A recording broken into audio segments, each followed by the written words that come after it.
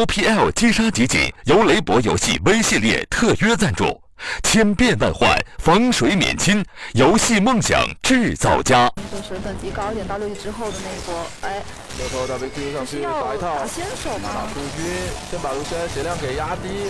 这里威斯特也被打出了一个治疗。后联动去下，看一下这边来了，先动奥拉夫直接开启大招，相斩对方的一个牛头，牛头不止扭，想扭斧头的没有办法。会拿蓝有关系呢，因为亚索毕竟推出，风吹到把传送下来的人刚好给吹个正着，然后练住了。对，大招上去以后反而被练住，这里加了个闪现以后还有一丝血，吹了一个风，竟然没有死 ，Rookie 竟然还活着，最后的一丝血，就同时一个一闪顶中，哎，但是回身的一斧子啊 ，Rookie 是没有闪，我很有渴望。哇，可以抓到，要切，那康帝根本没有血啊。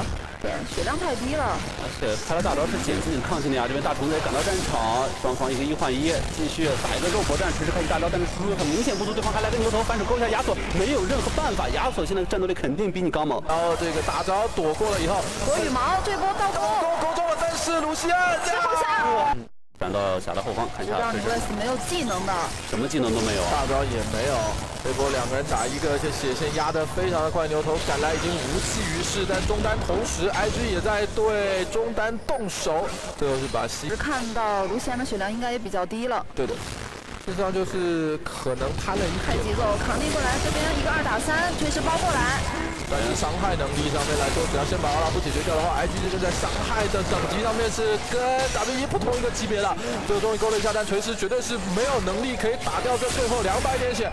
亚索来去如风啊，直接搏了一把，然后搏到了这个人头。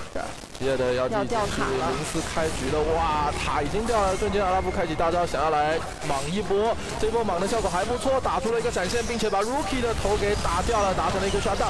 小西甩出大招，规避了一点伤害，但是两边的 AD 的状态是不能相比的，留下牛头来替他断后。锤石拉了一下以后，利用拉锤石的这个灯笼也规避掉了羽毛的倒钩。这一下是打着一个开大招的牛头，牛头开了大招以后确实是挡住伤害，但是大招已经要结束了，鲁西安滑上去再点2枪没有问题，再补上1枪平 A。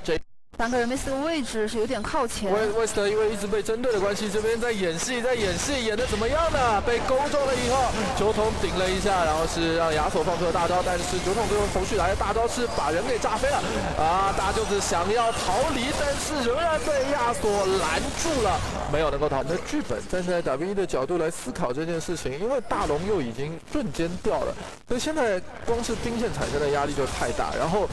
中野2个位置都是希望能够顺风，却进入巨大的逆风这个局面，必须要有一波非常完美的团战，都踩不到人。